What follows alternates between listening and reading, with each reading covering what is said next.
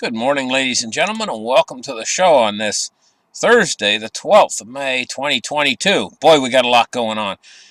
First, I'm going to talk about baby formula in the United States. They're out of baby formula for like the next 2 months, and you can't seem to get any anywhere. Uh, what are people going to do about that? They're advising against making your own, and I suppose I understand completely the reasons why. Uh, so where are they going to get baby formula? And what about mothers who, I mean, this is a bad situation alone. But, there's a lot of other things we can run out of pretty soon. So, I mean, this is just the tip of the iceberg, just getting started of all the things we might run out of. Especially as they're talking about new things that are going to make fuel prices even higher. And that just puts more strain on the truckers. A lack of diesel fuel across the country. Or high prices of diesel fuel costing like maybe $1,500 just for a fill up for their truck. It's this sort of stuff going on. It's ridiculous, but they can't get. I mean, it's just going to put more strain on the supply chains that are in place right now. And what about Russia over there right now? What's the potential of them actually launching some sort of a nuclear attack? Well, I'm going to talk about that for a minute before we get into the markets. What I think. Well, when Russia first started their invasion, I told you guys directly. I said, when they first moved into the Donbass region over there, and they started their invasion, I said they're probably going to stop in that region for a while before they continue their advance. And I fully expected Putin to fully secure that region first before he would move on with his advance. And I said that on my show. But no, they pushed right through there, and they kind of spread themselves out thin across the country, which in my opinion was a huge mistake, huge tactical error. And I think it cost them huge, you know. And then the weapons started to come from the West, highly advanced weapons systems that make tanks. Slowly but surely, they're making tanks on the battlefield something that is not like it used to be. These highly advanced Stinger type missiles and stuff that can fly in from a mile away and hit a tank, and the tank doesn't even know where it came from, and it's just a shoulder held weapon that these soldiers can carry in a kit bag. And I mean, look at the size of a tank. Look at how big and heavy it is and how much machinery it takes and steel it takes and everything. And this little shoulder-mounted thing that only weighs 50 pounds can take it out like, boom, just like that from a mile away. I mean, it's war is changing. Technology is coming in. And drones are proving to be extremely effective on the battlefield at this point, at this stage in the game. So will Russia use nuclear weapons? Well, it depends on what they consider their sovereignty. When they cross the border from Ukraine into Russia, they consider that territory to be their sovereign state, their sovereign territory. And if the Ukraine gets too powerful and able to advance too far into the Russian territory and do too much damage, I think that's when we run into the potential for an escalation toward nuclear. I think as long as things are, well, it's kind of like this, I mean, it's war. And like I told you at the start of this thing, I tried to figure what Putin would do and what I figured to be the smart thing to do, and they didn't do that at all. They did something completely different. So what do I think of the use of nuclear weapons? I think it would make Russia a pariah for a very long time if they did use them. In other words, it took a long time for the Japanese to forgive the Nagasaki and Hiroshima. Well, they didn't really forgive it, but what I'm saying is it took a long time for them to put it in the back of their memory about what happened in World War II. And I mean World War II, we're talking 1940s. And now we're in the year 2020s. Okay? And it's still not forgotten. But it's more or less something that's not talked about every day, you know. And I mean, this is the same sort of thing, you know. And if they use nuclear weapons, it's something that's not forgotten for a very long time. It puts a mark that's not forgotten for, I mean, for centuries. I mean, it's never really forgotten. That's not what I'm getting at. But I mean, it to settle into the background where people don't talk about it on a daily basis. It takes a long time for them to not. They don't forget. They never forget. But to be something that is not an issue, a relevant issue. Is what I'm trying to say. You get what I'm trying to say. And what do I think the potential of them using it? Well, the potential's always there with war. And so, I mean, don't take it lightly. Let's take a look at Russia for just a second. What have they done? All during the Cold War, they expanded, building nuclear weapons like crazy, and they got the most nuclear weapons on Earth. They got a lot of tactical nukes. They got a lot of medium, mid-sized nukes that are capable of 2,000-3,000 miles on ballistic missiles that are what's called intermediate missiles that could reach most places in Europe. And they've got the long-range ones, too. The intercontinental ballistic missiles, what's called ICBMs. They've got a lot of them, too, but a lot of them that they have in their arsenal are from the Cold War era. And they're building new ones called the Satan II. They got the Satan Ones, you know, and they're capable of a re-entry vehicle. It's got like what's called a MERV, M-E-R-V, multiple launch re-entry vehicle or whatever, MERV they're called, where they separate when they're coming back into the Earth's atmosphere and they go off in like multiple different directions to multiple different targets. The biggest bomb that the Russians blew off was the Tsar bomb.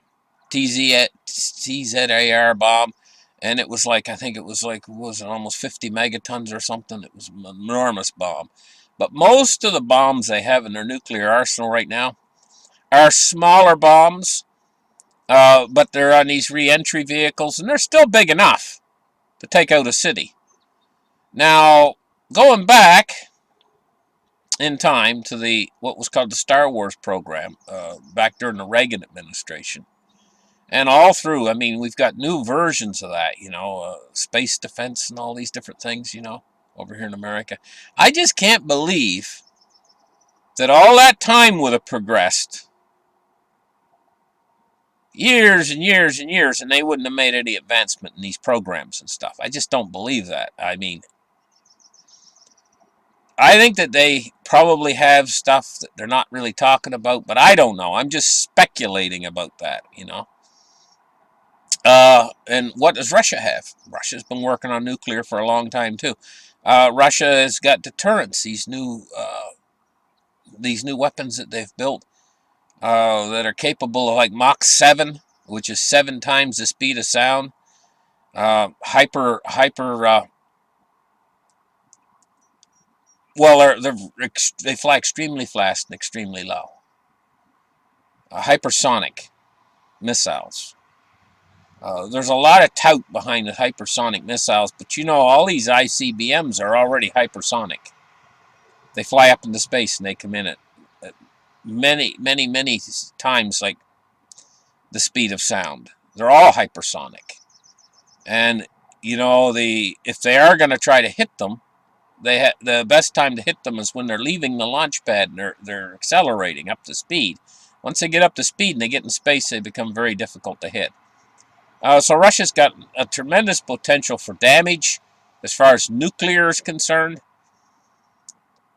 They got the biggest, like I say, they got the biggest arsenal on Earth, and they've got big, enormous submarines, you know, that can carry nuclear weapons underneath the ocean. But America does too. So they both have the potential, tremendous potential, nuclear-wise. The best thing to do, you know, is not to have war. That's the best thing to do. And as far as I'm concerned, war is a silly game where nobody wins. Everybody loses. And it's something that's barbaric and it's come from the past, our past, when we had tribes which developed into nations which developed into kingdoms, and they had kings dividing between the kingdoms, and they'd fight between each other over land and stuff like that. That's something in the past, and it's been carried over, and the wars with it's been carried over, and it's something that, as a civilization, it's time for us to put this behind us and move on. But as far as the potential for nuclear war right now, it's never been higher. Even during the Cold War, I don't perceive it as being higher than it is right now. A very high potential. It's time for them to sit down at the table and make peace arrangements about this whole thing to try to settle it. It's time for that. But will that happen? We'll have to wait and see. And as far as the potential for nuclear, the danger would increase, like I say, if Ukraine started to attack Russia on their own home territory more. That's where the danger would start to increase for this. Anyway, let's move on and get into the markets today. Let's start the charts right here and take a look at what's going on. Now, here's one of the things about Russia. They're probably sitting back and waiting for the collapse of the West. The financial system. They know about what's going on with our financial system, how we're caught between the devil and the deep blue sea. If they inflate, they hold the financial system together. And basically, we live to fight another day. If they inflate. If they keep deflating like they're doing, the whole thing's going to crack up and fall apart on them. Because it's all built on a mountain of credit. Credit expansion. And the credit is contracting right now. And you can't have that in a credit-based system. It's just as simple as that. And so, where are we going with all this? Well, we're seeing prices on everything fall. It's very hard for investors to find a safe place. Look at silver today. It's down to 21 bucks. Looking at gold right now. We're looking at gold right now. It's at $18.44. It's down $8.70.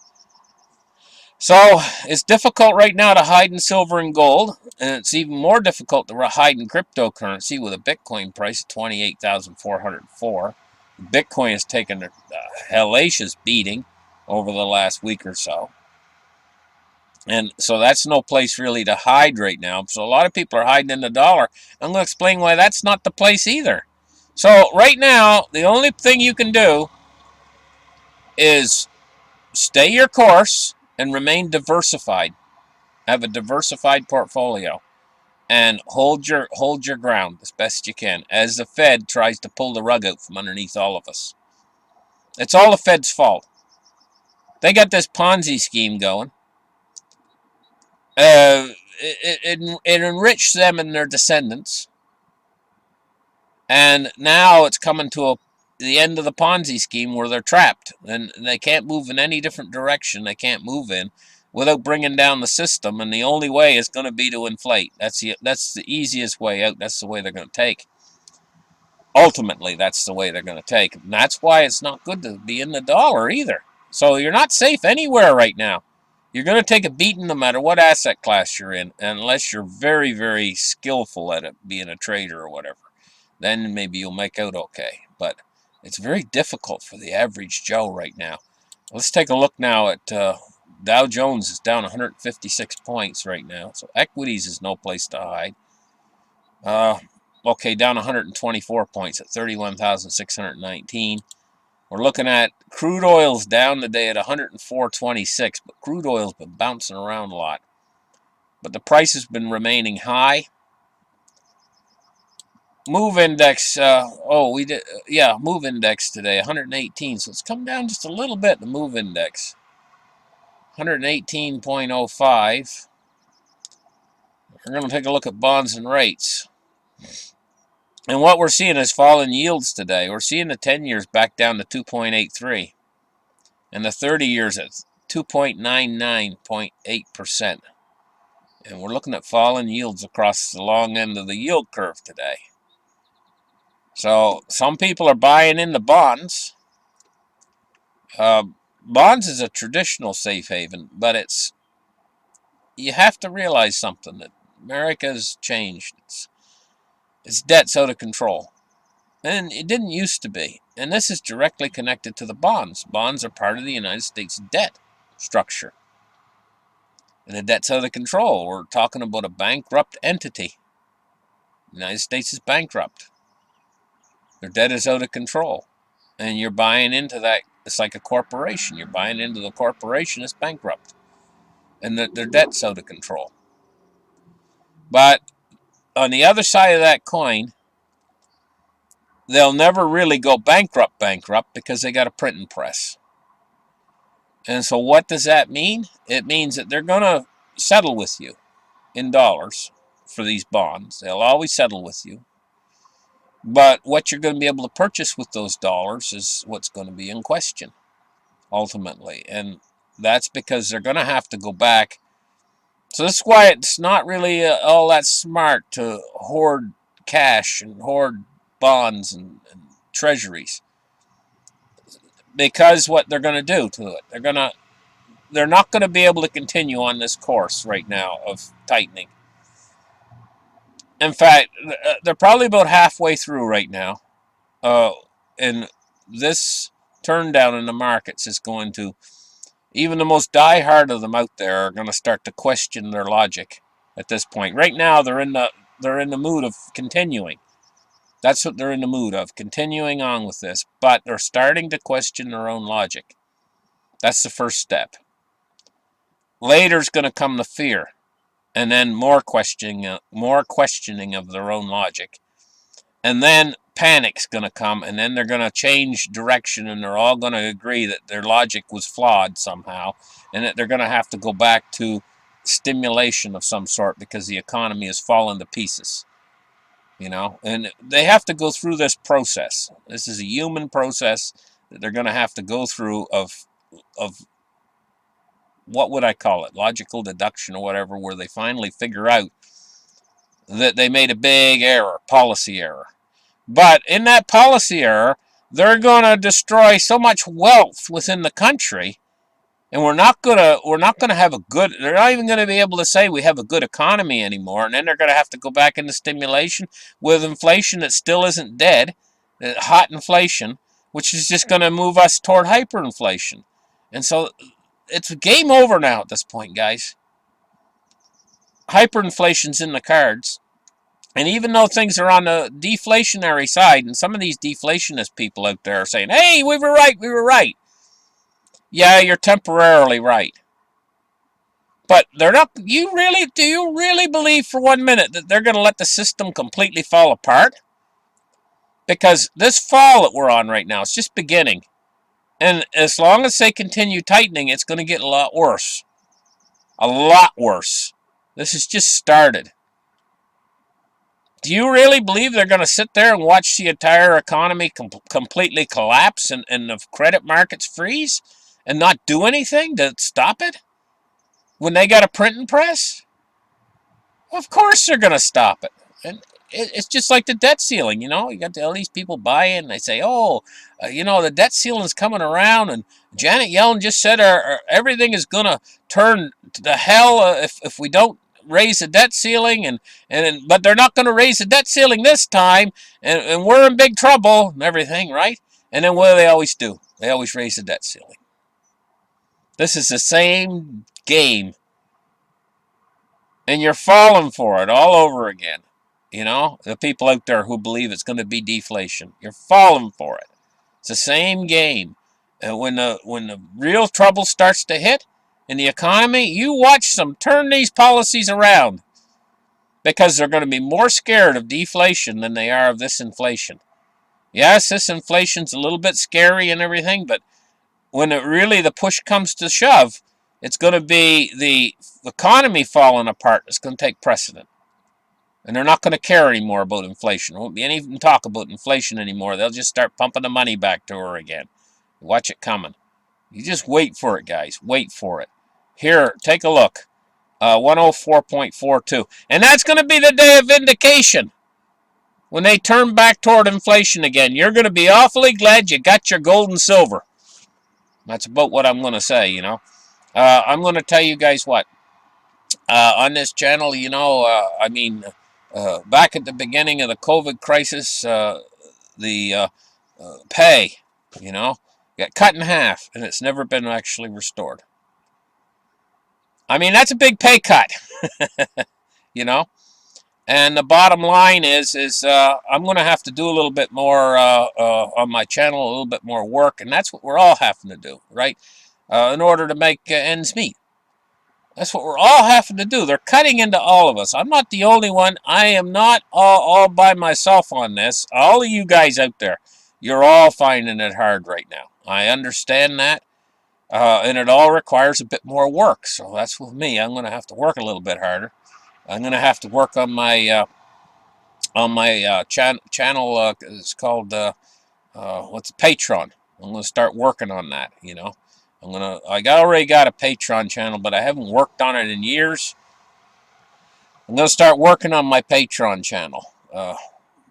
And I'm going to do a few series on there and put a lot of exclusive shows. I'm going to start doing exclusive shows and putting them on Patreon that you guys can watch. But I'm going to keep the Patreon fee down really low, so it's not hard on you guys' pocketbook.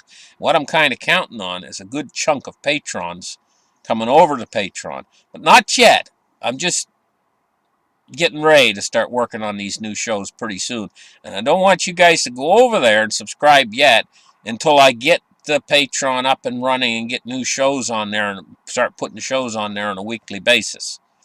But I'm going to keep it cheap so that it doesn't hurt you guys' pocketbook either. But what I'm counting on is if I get a large number of people on Patreon, like quite a few members, then it's that large group of members that'll go back to make enough money added to my YouTube money to, I'm just like everybody else. I want to get by, and I want to get through this crisis without, worse, we have to work harder. Here in Slavelandia, the Federal Reserve has got the whip right now, and they're whipping all of us. We just don't realize it, but we're feeling the sting. All of us are feeling the sting, in my audience anyway. Anyway, thank you guys for listening to my show. Like and subscribe. Give me a few more weeks to get my Patreon up and running. Good, because it's been dormant for a long time, and I'm going to start working on it, And thank you guys for your support. You guys are really great. And I'm even mulling over the idea of starting an exclusive part to this channel. What do they call it? Memberships for this channel. But if I do start memberships for this channel, I'm not going to make this a pay channel. This is going to be free. It's always going to be free. This channel right here to watch. Except you got to put up with the ads, But it's always going to be free. I shouldn't say put up with the ads. You might find something on there you want to buy. Or do every so often. You see something new and novel. Hey, I could really use that. Sort of thing. Anyway. Thank you guys for listening. We'll catch you guys in the next show. Bye-bye.